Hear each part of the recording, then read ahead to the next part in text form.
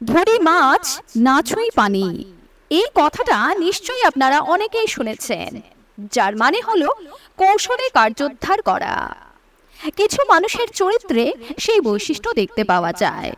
তারা অন্যের ঘাড়ে বন্দুক রেখে দিব্যি নিজের উদ্দেশ্য সাধন করে ফেলে। এমন কাউকে চিহ্নিত করতে পারলে সময় থাকতে সেই মানুষটিকে এড়িয়ে চলা আমাদের সকলেরই উচিত। কেন উচিত সেটাই তুলে ধরবো আজকের এই ভিডিওতে। বন্ধুরা, এই তিনটি কারণে ধরি মাছ না ছুঁই পানি এমন চরিত্রযুক্ত মানুষকে আমাদের এড়িয়ে চলা উচিত।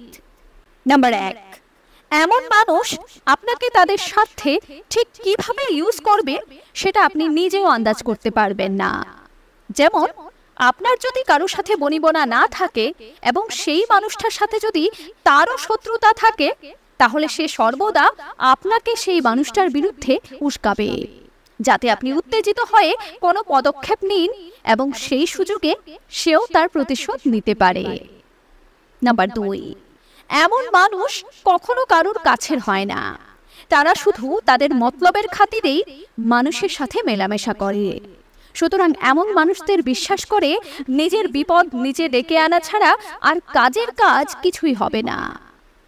নাম্বার 3, তারা তাদের ভাবমূর্তি বা ইমেজ নিয়ে খুব সচেতন থাকে। তাই নিজের ইমেজ বাঁচানোর জন্য তারা যে কোনো কাউকে টার্গেট করে ফাঁসিয়ে দিতে পারে। নিজেকে ভালো প্রমাণ করার জন্য আপনার সম্পর্কে হয়তো এমন কিছু ভুলভাল কথা বলবে যেটা হয়তো আপনি কোনোদিন জানতেই পারবেন না। তাই এমন মানুষের সংস্পর্শে থাকা একেবারেই উচিত নয়। আপনি আপনার জীবনে এমন মানুষের সাক্ষাৎ পেয়েছেন কিনা জানাতে কিন্তু একদম ভুলবেন না। ধন্যবাদ।